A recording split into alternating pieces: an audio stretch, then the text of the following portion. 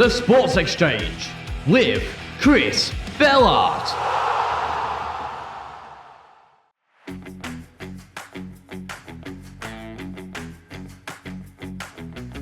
Hello and welcome to the Sports Exchange with me, Chris Bellard. We've got a packed show for you today, which we'll go into more detail on in just a sec. But first, since this is the debut episode, I thought I'd explain how things are done around here. So, each episode will pick 2 or 3 sports to focus on. This could be influenced by a major event that happens in a respective sport, or it could simply be that we haven't focused on that sport before. For each of those focused sports, we'll bring you a discussion on a certain topic from that particular sport, as well as an exclusive interview with someone who has some sort of relation to said sport. Then, at the end of each episode, we'll do a brief roundup of all the major events that took place in that week with a multitude of different sports, so that as many sports as possible get their chance to shine each week on the pod. So, with the premise of the podcast out of the way, here's what's coming up on today's show. I'll be discussing the impact teenage sensation Luke Littler has had on darts since his amazing run to the final of the 2024 World Darts Championship and how he's handled the media attention since then, as well as talking to darts pundit and former PDC talk-on holder Matthew Edgar about his time on tour and how he's adjusted to his role as a pundit. Also on the pod, I'll be discussing the upcoming vote on scrapping VAR by Premier League clubs, as well as talking to Everton fanatic Danny Tickle on Everton's current situation off the pitch, as well as their performances on it. And finally, to end the show, I'll be rounding up all the major stories this week in the world of sport in our weekly roundup. That's what's coming up on this week's episode of the Sports Exchange. The Sports Exchange.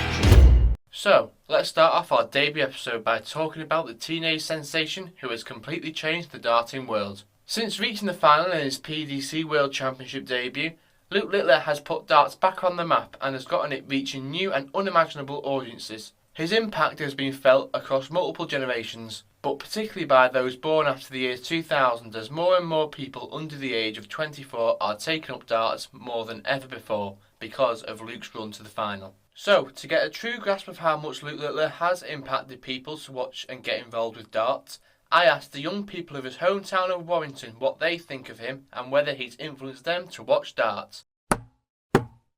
What do you think of Luke Littler? I think that because of how young he is, I think it's very successful how much he's achieved at such a young age.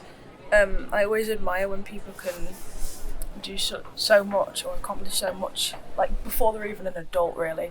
And I also like that he's quite local because he's from like the Runcorn Warrington area, and that's where I'm from, and it's cool to see his impact on like sports in this like area. I think he's a good talent, to be fair. Him being only 16 and lighting up the darts world, I think he's done really good for himself. I think he's very good for his age, to be honest, and he's going to do well in his career. I think he's a very, very good darts player. I think he's got a lot of potential for being incredible when he's a lot older and stuff. Has he influenced you to watch darts more? Most definitely. I wasn't a big fan of darts before I knew about Luke Littler, and then he kind of introduced me to the sport. Yeah, he has. I mean, I didn't really know anything about darts before Luke Littler was, throwing the darts, but now I see on like social media and stuff that he throws darts, and I like to watch the darts because of him and stuff, yeah. To be fair, he has to, yeah, because he's a local lad and, he's the same age group as me, and it shows that, anyone can become a pro. Yeah, to be honest, just because, it's sport, it's something that I like watching on the telly in general. Yeah, definitely. I think he's influenced a lot of people to buy darts boards and pick up darts and start trying it. And as you just heard there, it's very clear how much of an impact Luke has had on young people, particularly young people who would have never really have gotten into the sport if it wasn't for his run to the final back in January. It's a true testament to how good he is, because in order to get people who don't know about the sport, who aren't interested in the sport, interested in it, you've got to be good. And that's a true testament to his talent, the fact that he was able to get people who aren't interested in the sport interested in it and avidly watching it as they are now. I think this is one of the rare occasions in sport in general where you'll see someone at such young age, 16 years old, when he got to that final. I don't think we'll see something like this for a very long time in sport. Someone as young as Luke, just turned 17, literally, I think a couple of days before, 1 or 2 days before the World Championship final. Someone his age, someone so young, because he's not even an athlete, he's still a child. Someone so young doing what he did, getting to what effectively is the pinnacle of the sport. The World Championship in darts is the pinnacle of darts. PDC World Championship is the pinnacle. And for someone like him to get to the pinnacle of the sport so quickly, it's just absolutely incredible. I mean, people even who watched darts avidly and knew how good Luke was at such a young age, winning youth events in the BDO and the WDF, being a multiple-time JDC World Championship and completely dominating the circuit there, would not have expected him to perform so well. Maybe they probably would have thought, oh, we'll get to the third round and lose to James Wade or something like that. But he just completely stormed it and played exceptionally well throughout. You could say that he had an easy draw. His toughest test came in the 4th round against Barney. The easiest possible draws that he could have got out of that, he did get out of it. And it all sort of opened up for him. But just because it opens up for you doesn't mean you still don't have to perform at a high level and play well to get through those matches, you know, and he did just that. And one thing Luke is really good at, and I think he learned this, he was able to learn this as a youngster, as a 12, 13-year-old, because at that age he wasn't the main youth star that people thought would be the next Phil Taylor. Leighton Bennett was that next big young star who people thought, oh, he's going to be the next big thing. He's going to be the next Phil Taylor. You know, he was going off playing Phil Taylor himself at the Tower of London, being touted by the media as the next big thing. And whilst that was going on, Luke was just allowed to sit back, sort of in Leighton's shadow, and sort of play his own game and develop as a player without the pressure of having to perform every single event. And even now, since this pressure has been brought onto him, he's been able to sort of answer to that pressure and not crumble under it, because since the World Championship he's gone and won the Bahrain Darts Masters, he's dominated the Pro Tour, he's won Euro Tours, he's now in the Premier League final, complete and won 4 weekly nights, topped the league phase by a mile, and it just seems like there's no limit for this kid, and it's just absolutely incredible. I don't think we'll see this in any other sport for a long, long time. And if I'm totally honest, I can't see this run ending of Luke's winning everything and constantly. In darts, no one ever thought there'd be another Phil Taylor. But there's a good possibility right now with the way Luke's playing and the way he's just completely destroying everyone and how well he's playing in every single match. I wouldn't be surprised if we do see another Phil Taylor in Luke Littler. And fair play to him, you know, he absolutely deserves it. All the praise he gets and all the attention. And speaking of the media attention, actually, I think he's dealt with that really, really well. Because when something big happens in sport, when something historic and monumental happens in sports, the media, as they are doing their job, will always latch onto it. And some outlets sort of take it a bit too far, further than others, and start reporting on everything, every event, every little movement, every little comment he says, every little movement he does, just to get a story, just to get sort of people viewing articles on their site about him, because it's literally his next big thing. People want to know about him all the time. And I think of the way he's dealt with that media attention just shows how mature he is. Because I know a lot of players would not have dealt with having every single result reported on like he has, every single loss scrutinised. And I think the way he's dealt with that is just incredible again. Someone his age shouldn't be able to deal with it as well as he is. And it just shows how mature he is and how confident he is in himself, that he's not going to let that affect him and affect his performances. Well, speaking of the media, former PDC tour card holder Matthew Edgar has recently transitioned into commentary and punditry roles after spending his longest period off tour since he joined it in 2011. And I spoke to him about his time on tour and his transition from a professional player to a pundit. So I'm glad to say today I am joined by former PDC tour card holder, now commentator and pundit, Matt Edgar. How are you, Matt? All good, Chris. Thanks for having me. Right, so the first thing I'm going to ask you is, what made you decide to get into darts and become a professional darts player? Pot luck, really, in regards to actually getting into darts. It was a day out in Blackpool and I just got a sticky dartboard and just played on it so much that my dad got me a proper dartboard and sort of just spiraled, really. We decided to then start playing darts down the local club, and then the local team wanted me to play for them, and from there you go into your Super League, county, and sort of through the system that existed back then, which we now know has changed with developments of things like JDC, ADC, and the various different systems. But it was what it was said on the tin. People called it a pub sport before, and it kind of did originate from that sort of background before the sort of professional status that now the game is. As a kid, did you sort of find it easy to get into the sport, or did you have some difficulties doing so? As I mentioned there, that the sports evolved so much that actually when I first got into darts, there wasn't a lot of opportunity out there. It was you went down your local club, you played in your local leagues, you had super leagues, you had counties, but there wasn't the systems in place now. Things like the development tour that allow players up to the age of 23 years old to play in professional environments against the best of their own age groups. We didn't have that. We did have things such as the county youth system. And even when that was around, the people before me would tell me how lucky I was to have this sort of system in place. But on reflection of that system, we played best of three and we had to travel all around the country in order to get that one game of best of three at county youth stage. So it really was sort of tough breaking into the sport. And they are barriers to participation that have been totally written out now by the various promoters and companies out there. So obviously you first got onto tour. It was 2011, something like that, was it? 2011, yeah. What was it like, sort of, when you first got onto tour and playing it? Because I can imagine it was a different environment then to what it is now. The actual playing environment itself is very, very similar. The PDC was very ahead of the game in regards to sorting out the playing format. The thing that's changed is the things around it, such as the prize money, the prestige, certainly with the pressure as well that goes with that. And it tends to be all the sort of media facing side that is different in regards to what the players' experience was of turning up at an event is very, very similar since 2011 when they introduced the tour card system, where it was just 128 players. The change maybe has come in regards to things like the UK Open qualification. That used to be a bit more open. And I think it used to be a bit more of an open door for good players to be able to come and have that opportunity, where now it's starting to focus on those 128 and that tour card opportunity, which ultimately is what they need to do. They need to really publicise those 128 because they're the tour card holders. And that's probably the only change that I can see that's really been made. Other than that, they've always had these great cubicles and great facilities for playing darts.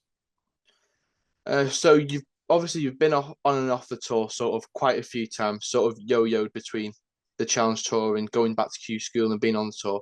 How is it sort of mentally constantly dropping on, off, and rejoining the tour? Because I can imagine doing it, having it like that a few times should sort of over time affect you mentally.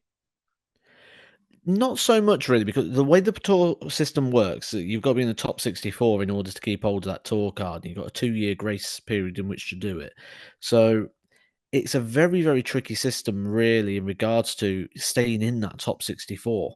And I suppose at points you sort of expect, unless you're making the World Championships every single year and winning games there, you're always going to be up against it because of how the system works and having to re-qualify for events, which we have seen players in the past have a couple of good years or a good year, and then the year after you're back to zero again and you're starting all over. So until you really reach the top 32, you never really feel fully established on the darts tour until you've got that comfort factor of the top 32 protection, which gives you that minimum spot of the second round of the World Championship, £15,000 guaranteed. That's the same money as winning a Pro Tour event. So as a player outside the top 32, you have to win a Pro Tour just to be level with the players that are already in there. So it never really bothered me that I was going in and out of the tour, just as long as I kept getting back on it was the main thing. So now you've been off the tour sort of a couple of years. I think this is your longest period being off the tour since you first joined it. How do you approach the game now that you've sort of not been on it as much? Honestly, I don't really think I do approach the game, to be honest. Before, I was a dart player who did other interests on the side, and now I think I've completely flipped it in the fact I do other interests. I'm a dart player on the side. So I really don't. I mean, some of it comes down to injury and personal circumstances, to the fact that I can't really practice and prepare and play the way that I would want to. So ultimately, I can't get too invested in something, because that's where the mental side comes in. When you want to do something and you feel you want to do something, but the body won't let you do it, and the mind wants to, and that contrast between the two, that's where the disappointment and the sort of mental fatigue comes in. So absolutely, at the minute I'm really enjoying playing darts, and I've sort of gone backwards in a sense where, for me, it's not no longer about a profession, it's no longer about trying to win prize money, it's no longer about trying to move forward. For me, it's about finding the enjoyment in the sport, because ultimately, when I was that 7-year-old boy in Blackpool picking up my sticky dartboard all those years ago, I did it because it was fun, and I did it because it was a game, and I did it because I wanted to. And when you become a professional, you lose that. It's no longer what you want to do. You do it because you have to do it, and you win because you have to win. The joy of winning doesn't last long, because there's always another battle, and you always need to be qualifying for the next thing or winning the next event. And with that, I'd say right now I'm probably the happiest I've been within the sport for quite some years. So, where do you sort of see your playing career as such going over the next couple of years? Because I know you've spoken about wanting to play Lakeside and qualifying for Lakeside this year. I know I think you still sort of have ambitions to at some point maybe perhaps get back onto the tour. So where do you sort of see yourself going playing wise? I honestly don't have an answer for that, and I mean that absolutely as honest as I can be. Right now, I'm going to be playing in the World Masters, which is going to be in October. I'm hopefully going to be playing at Lakeside around Christmas time, which again will be great to have that sort of preparation around the Christmas time for a big event. It'd be lovely again to really be focusing on my darts during that period of time. For me, it takes a lot of work to be able to get ready for an event. That is treatment, in regards to the build up to that, in order to help the nerve in my arm. And it's not easy for me to play darts at the moment. And my plan is, at the moment, do Lakeside, and I'm going to be putting everything I can into that. I've literally sorted my diary out at the moment. August for me is pretty much a clear month, and I'm planning on putting my head down during August and getting some practice in and getting ready to go and play the World Masters and Lakeside with the respect that that tournament deserves, and also to give me the best opportunity of producing. At the end of that, that's when I'm going to go for the operation. So I'll go have the carpal tunnel treatment at that point, and we'll see where it goes from there. At the moment, it'll be a 6-month recovery time. So again, we're talking the summer of 2025, and that's if the operation comes around quick enough. So there's a lot of ifs and buts, but the main thing I can say is, in the short term, I mean, I've literally just today had a conversation with the Super Series about playing here in preparation for those big events as well. So there's going to be a lot coming up at the back end of 24, and I think we'll know a lot more come around Christmas time this year. Well, speaking of the Super Series, since you've sort of dropped off tour, you've been doing a lot more commentary work, doing commentary and punditry at the Super Series. Obviously, you have your own YouTube channel, which you've been doing for a number of years now, Eka TV.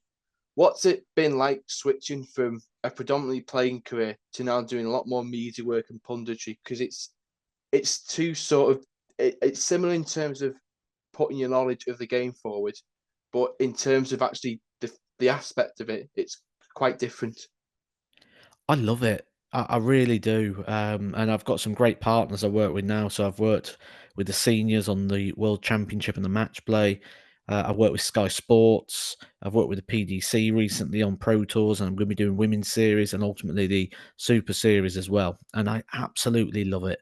It's a challenge. It's a new challenge. I'm relishing it. I love challenges. And this is just something where I can share some of that insight. 11 years in and around the Pro Tour, you pick up a lot of knowledge and a lot of wisdom that I feel I'm able to share and sort of put it away in a way that people will understand as well. So I do really enjoy it. And like I say, I'm probably the happiest I've been within the sport for quite some time. And it's something I don't want to ever lose or lose sight of. And, that might be a big factor now in regards to maybe never going to play on the PDC Pro Tour again. Certainly, if I do well and I can start playing well, there's plenty of opportunities to play darts now. But I think in regards to playing the Pro Tour, I think the punditry side might just restrict me from being able to ever go back to that. Well, I know you were at the recent Players Championship events doing a lot of commentary work on the stream matches. What was it sort of like actually going to a Pro Tour and doing the commentary instead of doing the playing?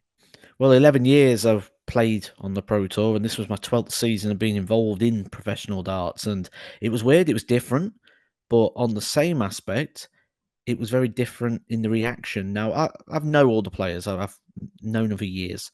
But when I walked in that venue that day, the amount of people that came over and said hello and nice to see you, and even people I never really spoke to on the tour, or you'd say were acquaintances, we would say hello to in passing. So many people came over and we had a chat and we had a moment, and it was so nice to go back there and sort of see everybody again. It really was possibly overwhelming would be the best word to say at times in regards to the reception I got from the players. So that was lovely to have that. And yeah, hopefully I'll be doing plenty more Pro Tours going forward. I really did enjoy the day, the experience, sitting there watching the games, and the feedback's been really good so far. So long may that continue. Well, going on to more sort of general dart stuff now. Do you think the sport of darts is in the best place it's ever been before? Because you've got so many new, since Luke Littler got to the final, so many new people watching it. And surely that's got to be good for the development and the progression of the sport. Well, what Luke Littler's done is he's validated the system that's in place. So when I talk about all the changes in darts from the days when I used to play and I started in the pubs and the clubs, this system's been in place that Luke Littler's gone through, and he's sort of the first product of that with the JDCs, the ADCs, and all the different systems that have been put into place. So what he's now done is he's validated that that system is productive and that that system has a pathway to the very, very top and the elite of the sport. And that validation, I think, is what's going to grow the sport further. Not just the fact Luke Littler's 17 years old. That story will get boring very quick. There's only so long you can go, wow, he's surprising, because I'm no longer surprised by him. Nothing he does surprises me no more. And what he's doing, though, is he's highlighting pathways. And young players will sit at home now and watch that and go, I want to go the same pathways that Luke Littler did. The same reason everyone wants to be in a football academy, because they see the pathway to first teams and to professional sport. That now exists in darts, and it's been validated to the highest degree. Well, you've sort of touched on that a little bit there, but how much do you feel this Littler effect has impacted the sort of the development of darts from a grassroots and specifically a youth level? Because I know from going to Merseyside Youth Academy in Aintree, we've gone from having 2 or 3 people a week to now having 40 or 50 kids a week there. And since Luke Littler's done what he's done. Exactly. It's not that one individual case. That's a case of all over the country and all over the academies. It's a very, very common theme. So it's just that you have pathways, but until now that pathway's been unproven. It's been a theory, and it's no longer a theory. It's now proven. It's tested. It's tried. We've got people do, and it's not just Luke Littler. We're seeing other people: Jenson Walker, Thomas Banks. Just to name a couple of people that are using this system and using it productively. Leighton Bennett, now on the Pro Tour as well, picking up wins on a regular basis. It's not just Luke Littler, but Luke Littler has shown that pathway to elite sport and Premier League finals and World Championship final and titles galore and favourite to win most majors this year. And that is what's exciting about it at the moment, because it's almost changing the face of the sport that was traditionally seen as a bit of a more old man sort of sport. It's getting younger and younger, and the sport is developing in terms of fitness and care and attention to detail. So it'll be interesting to see what happens over the next sort of couple of years. Oh yeah, definitely. And with the amount of young people and predominantly teenagers that now are on the tour, it should hopefully catch the eye and entice younger people to sort of get involved with the sport. It already has. It's already has, and it's very strongly evidenced. So, absolutely, I can only see it growing.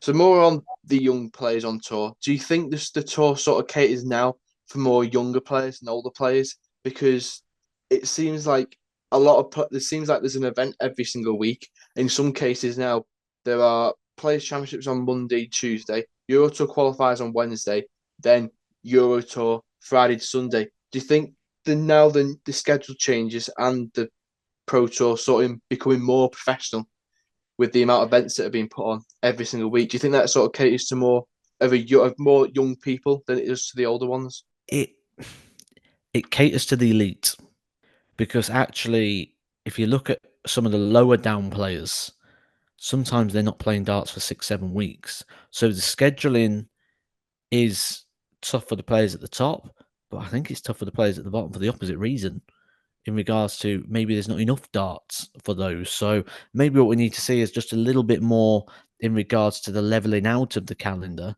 because you know what it is, every event that comes on, it's always right, the top 8 plus this or the top 8 plus that. And maybe what we now need to start doing is seeing more development of darts for the rest of the tour, because we've got a 128 player tour, and I'd say we've probably got 64 professional players, which is about half the tour. So at the moment, the tour is only half fit for purpose, shall we say. Do you think there's now sort of a changing of the guard as such on tour, because there's a lot of new and particularly younger players such as Josh Rock, Keane Barry climbing up towards the top 16, and there's a lot of the older stalwarts like Sam Whitlock, Mensah Suljovic, Ian White are sort of slowly dropping off and going out the top 64 and losing their tour cards. We get this every couple of years, so I'd say every sort of 3 years we get like a changing over of big positions and places. Some people losing cards, some dropping out the top 32. We get this all the time. The reason being that 2-year defending system being in place, and if you miss a World Championship 1 year, or you just go on a little bit of a bad run for a couple of months, you're gone very quickly, which is again why I mentioned earlier on that I was never too bothered about losing the card. It was all right. Okay, I get a fresh start now. I get a fresh start. And we've seen what that's done for people in the past, like Raymond van Barneveld, who, when he wasn't defending anymore, started to then produce the darts that led him to the 5 World Championships. So, yeah, absolutely. I think there's a change happening right now. And I think that it'll happen again in 3 years and 3 years after that. With the experience you have in darts, what advice would you give to people wanting to have a career in it? Don't rush it. We talk about Bo Greaves at the moment, getting it absolutely spot on, where I think a lot of people aim for the stars and want to shoot for the moon, and it go very, very quickly. And, you know, I say all the time now when asked and in reflection that one of the things the PDC taught me to do was be a loser. Because when I look at that and I look at what my career was like on the Pro Tour, you win your board, you're happy, but you've only made the last 16. And what other tournament in the world would you ever be happy going, right, I made the last 16 today. I'm buzzing with that. But it teaches you to do that because of the system that's in place in terms of prize money from an early stage and the cost of it, that actually your goals go smaller. The first goal is, right, I need to make sure I'm not losing money. And it automatically puts you on a defensive mindset. And you need to go there positive and aggressive. And from the very, very start, the first thing you want to do, right, I need to cover my costs. And then once you've done that, right, I need to make a living. And ultimately, you're happy to have achieved those goals because you've succeeded. Even though you've succeeded, you could have done so much more. And yeah, absolutely, do not rush yourself to the Pro Tour would be my strongest advice. And just one more question before I let you go. Obviously, you're a big Aston Villa fan. What do you think of how they performed this season? Because you surely must be happy with Emery getting you into the Champions League again. Yes, I mean, what a fantastic season. Beyond expectation would be the easiest. And I don't think there's a Villa fan out there who would ever sit here and say we expected this to happen this year and get to the Champions League. I think you look at the squad we've got, and I think that tells you everything you need to know in regards to, are we ready for the Champions League? The answer is absolutely no. Not got a chance. We could see in regards, look at the bench. It's just full of kids that have never really played Premier League football. We do not have a squad. We have a team. We have a good team. But when injuries come, problems arise. And it's going to need to be a big summer. It needs to be a big summer. Or there's going to be, it could be a very, very long season trying to compete in the Champions League and the Premier League. And when that happens, ultimately revert back to type and you go back to being a mid-table club again. And, you know, we've seen teams get very close to breaking into sort of that regular Big Four status. And the thing that lets them down is squad. And we are bare thin. So I wouldn't be surprised if this year's a bit of a one-off. And what we've got to not do is look at this year and say, this year is the start of something. This year is a one-off. It's a great season, but let's not get too carried away and let's expect to go back to sort of being mid-table and take all the benefits that come with this, such as the extra finances and everything that's going to come the way. Yeah, 100%. Well, thank you very much for your time, Matt. Yep, no problems. And thanks once again to Matt for joining me on this week's episode. Still to come, I'll be discussing the recent developments from the upcoming vote to scrap VAR from the Premier League, as well as talking to Everton fanatic Danny Tickle on Everton's current takeover situation and how they performed this season. And I'll be rounding up all of the major stories that have occurred this week in the world of sport. The Sports Exchange. On the 15th of May, it was announced that Premier League clubs will vote on scrapping VAR at their annual meeting in Harrogate on the 6th of June, after Wolves submitted a resolution to the Premier League. Since being introduced in 2019, VAR hasn't been able to escape controversy, with it feeling like there's a complaint from clubs followed by an apology from PGMOL after every game week. Well, I think it's safe to say that, at least in this country, VAR has been a complete failure. The whole point of bringing in something like VAR is to cut out the poor decisions and the mistakes that on-field referees are making in play. And I think, for the most part, VAR in this country has actually highlighted how bad the referees are that the Premier League hire and that are trained by the FA. Because the amount of clear-cut decisions that aren't being overturned by VAR and that are being completely missed constantly is that completely unacceptable, and it's been disgraceful, the amount that have been missed. If you look at other countries, look at like Spain and La Liga, and look in the Bundesliga in Germany, the referees there don't miss these decisions. When a decision is made on field that's wrong, VAR comes in straight away and corrects it, no matter what the decision is. The referees in this country seem so indecisive, and it's not even about decisions where you think, 50-50 ones. It's about ones that are clear-cut, 100% should be overturned, and on a lot of occasions they're not. And I can actually see this vote being passed through, because I know a lot of the so-called smaller clubs feel very aggrieved that similar decisions are given in favour of the bigger clubs like Chelsea and Liverpool in their matches, but when it comes to them same incidents happening in their matches, they're not given in their favour. And I know there's no real concrete evidence that these referees and these officials have bias, but it's heavily insinuated quite a lot that they do, and it comes across as that, even if it's not intended to come across as that at all, or if there is no bias and it shouldn't be coming across as that, it is. And I think, especially with all the complaints, I think the Forest tweet this year after the Forest Everton game was the tip of the iceberg. The statement, albeit, was very unprofessional and very damning and completely wrong in how they portray their views in that tweet. I think it showed that a lot of clubs now have completely lost trust in it, because it's not only affecting them financially in the placings they get, but it's also affecting how many points they get. They're losing points because of certain VAR decisions that shouldn't be going against them. And it's in some cases, it costs them some clubs European football, and others their place in the Premier League, which for a club like a Sheffield United or a Luton, they haven't got the money that your likes of Chelsea and Liverpool have. So them dropping down back into the Championship can be detrimental to them. It could cause them, if they end up not being able to get out of the league, which is a tough league to get out of the Championship, it could potentially cause them to go into administration. I know that's an extreme case, but it can do. And I think until they've sorted out VAR, until they've found a way to implement it successfully and fairly, then I don't think it should come back until then.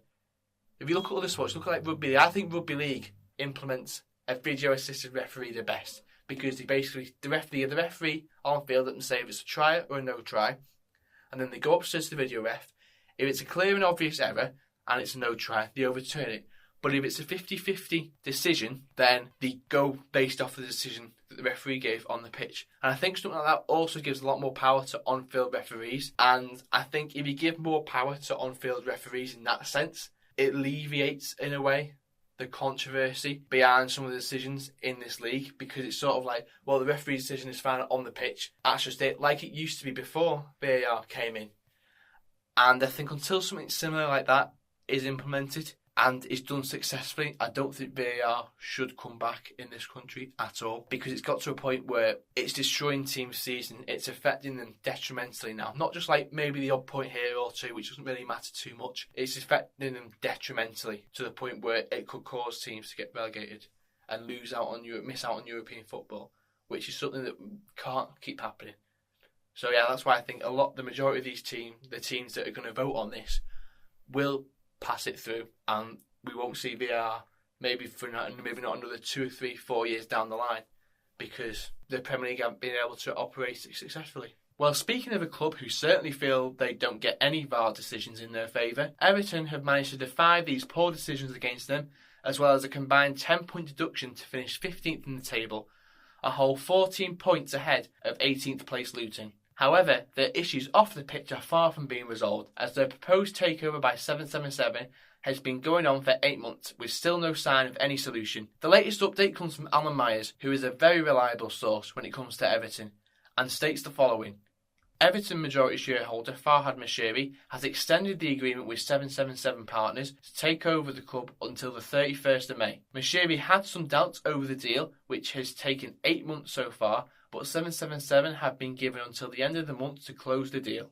I think as an Everton fan myself, and I know from talking to other people who are also Everton fans, I think it's best for the club if we move on from 777. I don't get Moshiri's obsession with them, because it's clear from what they've done with Standard Liège in Belgium, not paying the players, not paying off the debts there. What they've done to Hertha Berlin, taking them from a team that competed regularly for Europe each season, and most of the time actually got into Europe, a very historic club, taking them from that position all the way down into mid-table in the second Bundesliga. I think it's clear that they're not going to steer the club in the right direction. I know there was rumours also of them selling off the stadium and then having us rent back, which is absolutely ridiculous, considering we've effectively lost points because of this stadium, and then to just go, we'll sell it and rent it out is absolutely ridiculous. It basically means losing all these points was for nothing, because you want to stay, especially as a Premier League club, you want a stadium that you own. You don't want to rent out a stadium to someone else. I think even the fact that they haven't paid off the loan to MSP yet, who I believe can take control of the club if they don't pay off the debt to them. So, which could end up being a good thing, because they could end up selling their stake on to someone else who could come in and make the club successful again and bring us out of the debt we're in. I think at this point, Moshiri's fell out of love with the club. He doesn't really care about it. He's got no money. He's losing it constantly on it. He just wants it. He needs to sell it now. He needs to get it done quickly, because it's gone on for far too long. I think we're at the point where, because of how high our expenditures are, I won't be surprised if we go into administration by the end of the year, or even before then, because we've clearly got no money. We can't spend money on transfers anyway until we sell. I know, because we could still break FFP rules again by buying other players, but I also don't think we can buy players because we haven't got the money. I think Kevin Thelwall said the other day, the only way we're going to buy new players this season, next season in the summer, is by selling ones off. I hate to admit this, but I think selling the likes of Branthwaite and Onana, as much as I'd like them to stay, I think selling them off for big money, if the right price comes in, I think it would benefit the squad more selling them off, because not only would we be able to stay under FFP rules, we'd be able to bring in more players, because at the moment there could be a scenario next season where we're only playing with a starting 11 and have youth players on the bench. That's a possibility where we could have just like 6 or 7 subs, maybe even less, of just purely youth players, and have the senior starting 11. And then if one or two of them senior players get injured, then you're basically playing with half an under-23 team. And in the Premier League, that's not viable. You're going to get relegated like that. So I think if we do sell like Branthwaite or Onana for big money, we should be bringing in more players, and a substantial amount of good quality players, obviously, but strength in numbers, so that we have backups there in case the players get injured. And on the performance the team have had this season, actually, I think the team have been absolutely brilliant this season, considering what's gone on behind the scenes and everything, I think they had that run of 1 win in 14, 1 win in 15 in the middle, where I thought, we're going to go down here because we don't look like we're scoring. He doesn't look like he's got the team gelling. But after the 6-0 loss to Chelsea, it seems to give us a kick up the backside to then go on to then beat Burnley and Liverpool and Brentford and go on this amazing run, which ultimately kept us up, you know. And I think the 10-point deduction does sort of cover up how good a season we've had, because if it weren't for the 10-point deduction, we'd be on 50 points, you know.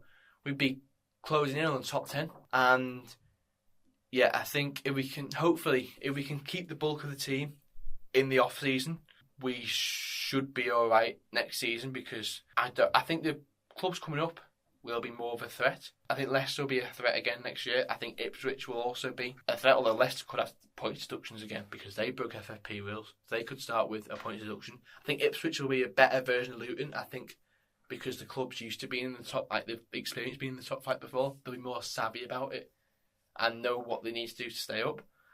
And then whether it's Leeds or Southampton, I think if it's Southampton, I don't think they'll compete well, because from what I've seen, they don't look very good in terms. They don't look very clinical and don't take the chances. I think they could be near the relegation zone, like a Sheffield United next season.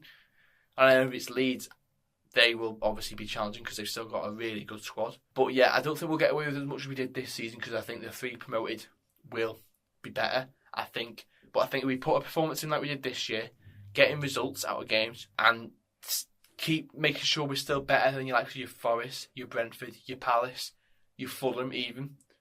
Make sure you're still better than them teams. I think we should be alright in terms of staying up.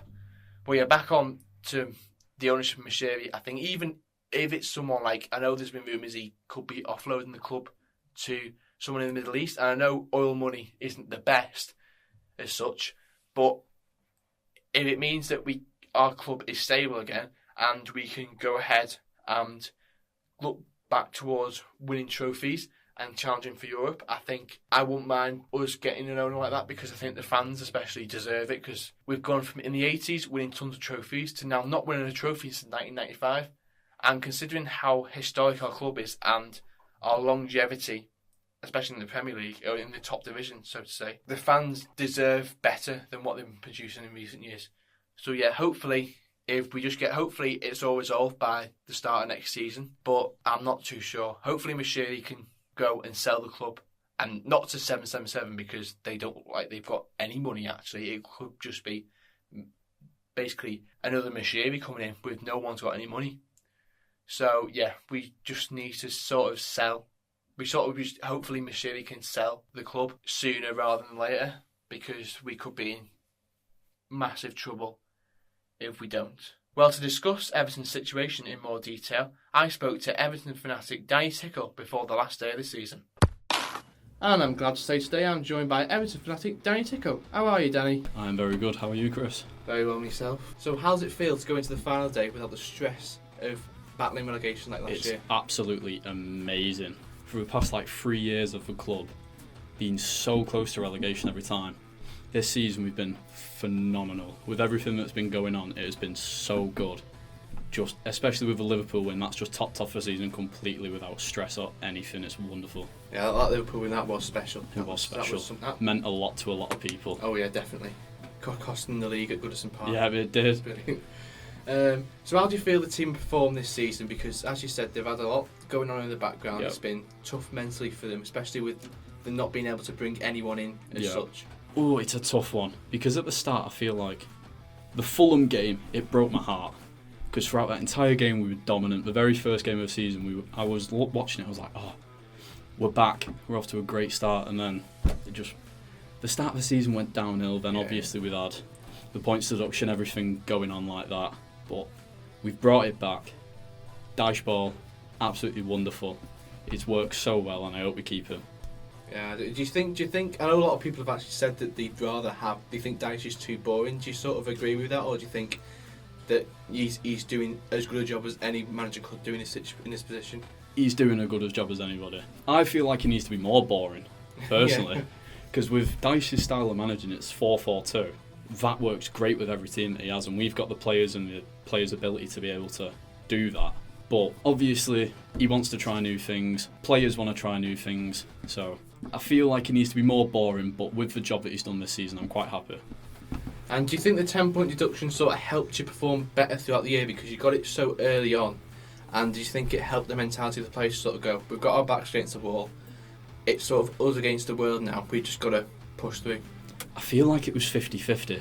Because for the first few games after the deduction, it was like, oh, we're going down here, boys, I can't be bothered. But then the other 50%, oh, we've got to step up, we've really got to step up. And after we started winning, drawing, few close calls. We won't talk about the Chelsea game because that wasn't our best performance. Shocking. But after that, we've been great. So consistent. I love Dominic Calvert-Lewin. He's now back in business. And speaking of the 10-point deduction, do you think the Premier League have sort of acted quite harshly when handling the FFP charges? Because they've I know Richard Masters, the head of the Premier League, he wanted to dock 17 points off both combined charges. So do you think how it's unfair of him to do that? See, if we broke rules, we broke rules. But 17 points wanted to be deducted and you come with 10. That's the most in Premier League history. And there's clubs like City, Chelsea. There will be other clubs out there we've not heard about. And City's 115 charges that have just had nothing done. I feel like it's quite unfair. But if we have broke rules, and fair enough for the Premier League, we've picked up on it, we shouldn't be cheating if we have. 10 points, I think it's too unfair. Well, speaking of City and Chelsea, do you think the Premier League sort of favours certain clubs more so the traditional big six clubs because they've got points from Hughes and Forest, yet they've not chased up any charges for Chelsea and City, especially with City having 115 charges and Chelsea almost basically selling businesses themselves to get off the hook. Mm-hmm. I feel like it's very unfair because obviously what you've said is spot on. They are completely breaking the rules and nothing's been done about it, so I believe that it's very unfair, and they are traditionally sticking with the big six. We want Premier League to be known as the best league in the world, but I think with this much corruption I don't think it can ever be known as the best league in the world. So in terms of the current takeover, obviously this whole thing with 777 has been going on since September. They agreed, Farhad Moshiri, the owner, agreed a deal then in principle, and it's taken 7 months for the Premier League to sort of vet them out and all that. What's your sort of feelings towards this? Because it's sort of like it's getting to a point now where Everton could potentially go into administration and possibly cease to exist. Yeah, I really hope it comes through because Everton as a club, a lot of history, so much rich history, playing in the Premier League, playing in the top tier of football for so many years. It'd be such a shame to see my club that I've grew up watching just ceasing to exist at all. So I really hope that we don't go into administration. Really hope 777 pull through, although they have got obviously the fraud charges as well. So really, really, really hoping that the deal can come through. Yeah. Obviously there are hopefully other backers as well. Yeah, hopefully. Who might come in. I know that Everton have been pushed on to clubs from the Middle East, in Qatar especially, who come in. MSP, who could potentially, I think they could potentially seize half the club if 777 don't pay them back, which they haven't done yet. That could help in terms of them selling their stake on them, makes it go quicker. It could help with a lot of money getting into the club as well. Obviously we all joke about, oil money, the big clubs like City getting all that money to buy the players, but Newcastle as well. Although they haven't spent as much, City have spent quite a lot. I'm really hoping that we do get an owner, no matter who they are, as long as they have a passion for football, a passion to help the club, because we've been struggling for the past few years. That's fine by me. So do you think the current owner, Farhad Moshiri, has sort of destroyed Everton since he took over in 2016? Because we've had, I think since then, Everton haven't sort of done anything. They had a good that season, they had a good first season with Koeman, but then after that it just dropped off. No European football whatsoever. Battling relegation near enough every season. They've not been the same since he's took over at all. I feel like it has to do with the money coming in. Because in the world of football, you need the money. You need to buy top-end players or up-and-coming players such as Jarrad Branthwaite. He's been class this season, and he's 21, and he's doing wonderful. So if we got some more money, we wouldn't have been struggling with relegation and other things. Obviously, you can't blame the owner themselves. He's had a very big part to play in it, but you also have to take the players and sometimes the managers into account about their passion for the badge. Oh yeah, definitely. It just doesn't seem like he's bothered. He doesn't seem like he's bothered at all. I mean, you don't even see him. I mean, I think that the other week was the first time he Yeah. actually went to an Everton match in I think it years. was because we were safe. He knew that he wouldn't get any backlash at all. Yeah. Going back to the players, who do you think this season has sort of performed the best? Because there's a few who have stepped up Yeah. this season.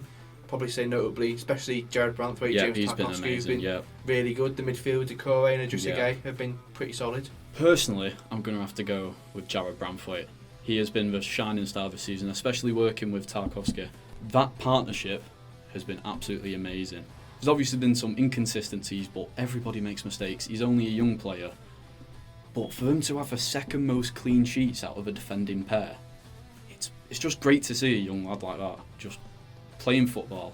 Obviously having a clear passion for the club, and he's shone this season. Oh yeah, definitely. Especially after coming off a loan from PSG, Yeah. PSV, sorry, and then completely different league. The Dutch league. It's Yeah. a lot more open and a It lot is. easier to play in, so to Mhm. speak, than the Premier League. I'm which just don't- glad we've given him a chance Oh, because definitely. he's really proven himself. There's also other players, like you said, Decore, pivotal this season.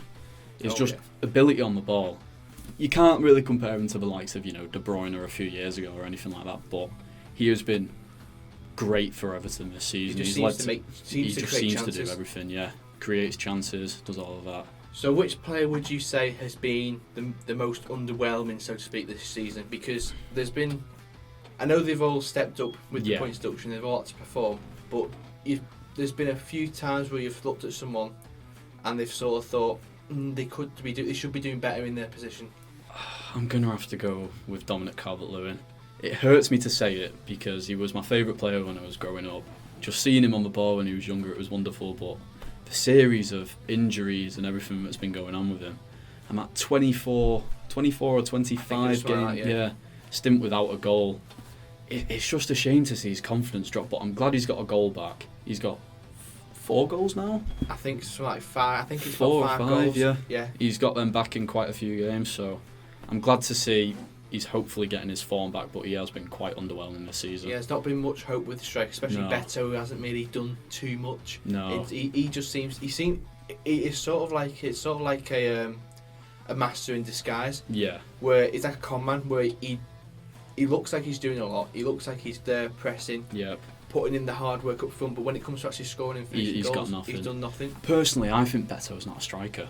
I think he's more of like a cam roll. Yeah. Because you see his dribbling, you're like, you can be doing that as a striker, but you're not the likes of Kylian Mbappe and all of that. Should not be doing any of that. We need a striker that can just finish, and he's tall, he's quite quick, he's got every attribute that we need, but he just can't finish. But whenever he's passed the ball, it's been really good, so I think Dyche might have to look at moving him into like a centre mid cam role. Well, especially if we go and sell other players such Yeah. as Amadou Nani, who I think is another one who sort of after he missed He that, stood up, yeah. After I think even he had a good first part of the season, but after he missed that Yeah. penalty against Fulham, which was That was embarrassing. embarrassing. Oh, you just say the best bit about that, you hear the dread in the crowd. Oh, It's it was not even like an oh no, it's like an oh my god. How has he missed done that? How's he done that? Yeah. But yeah, I think this sort of leads into my next question actually. Would you sort of be open still, the likes of Branthwaite and Onana in exchange for bringing in more players and strengthening areas? Because I know you got your likes of Andre Gomez, who's out of contract, who's had a decent season back considering how he's performed in other seasons.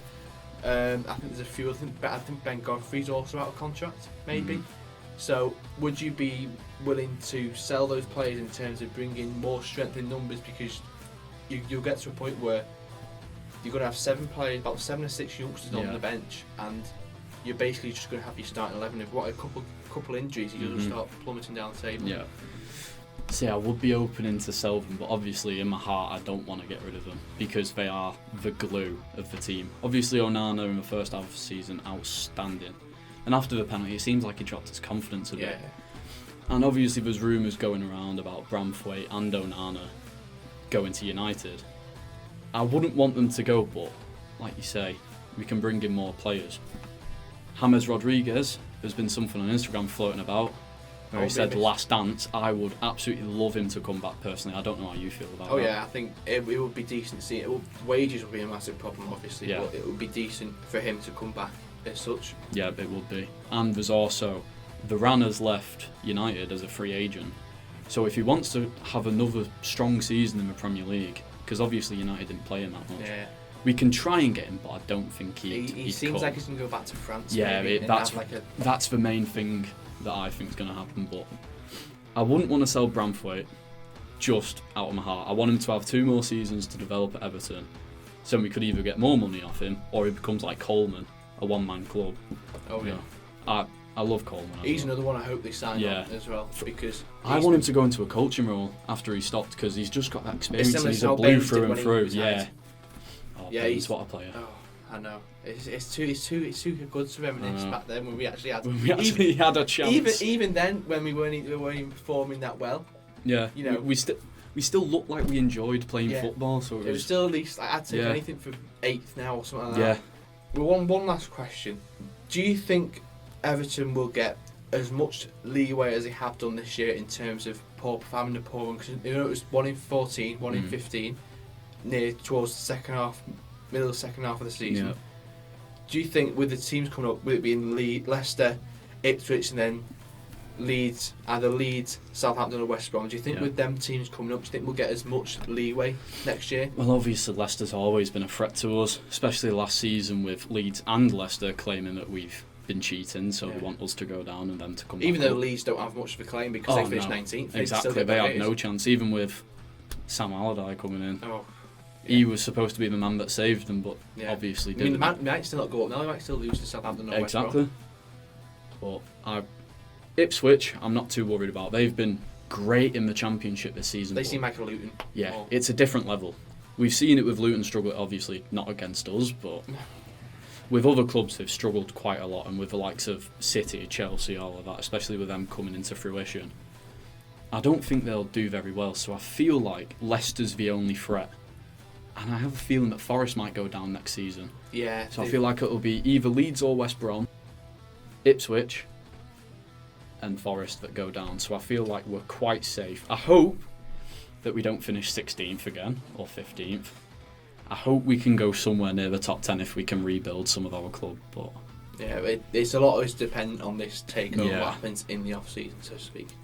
So thanks very much for your time. Thank you. And thanks once again to Danny for joining me on today's show. Still to come, I'll be doing a roundup of all the major stories from this week in the world of sport. The Sports Exchange. So let's start off this week's weekly roundup in the world of golf, where Xander Schauffele birdied the last hole to avoid going into a playoff with fellow American Bryson DeChambeau.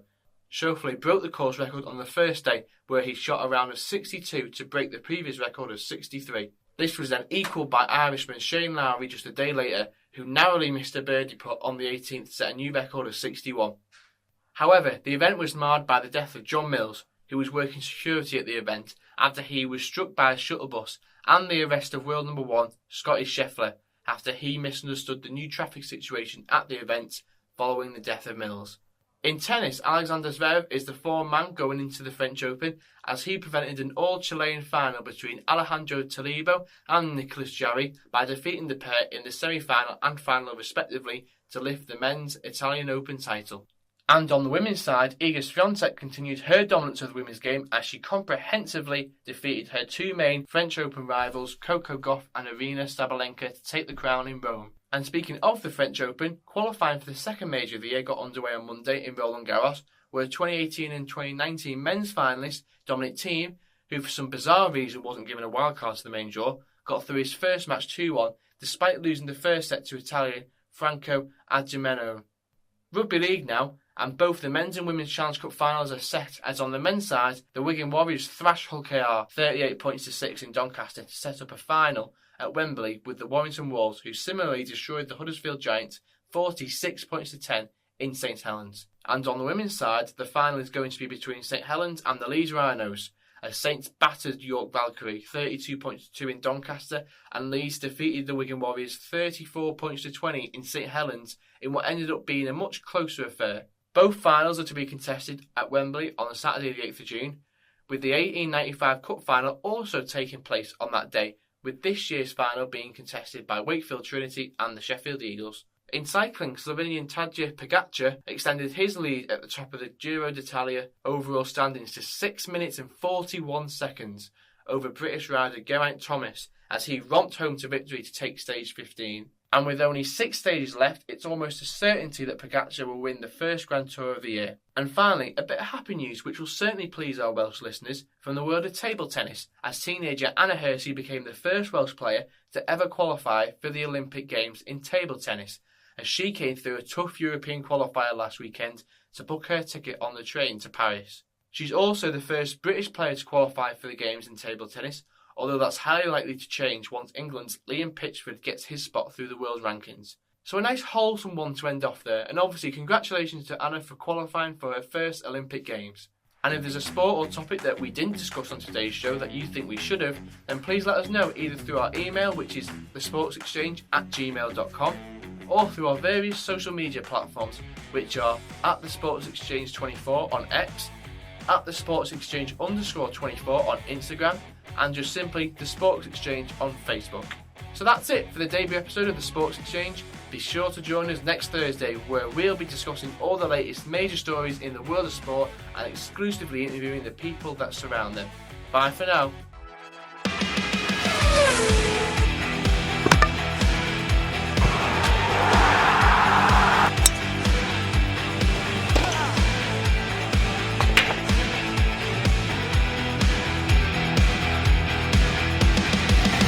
The Sports Exchange with Chris Bellard.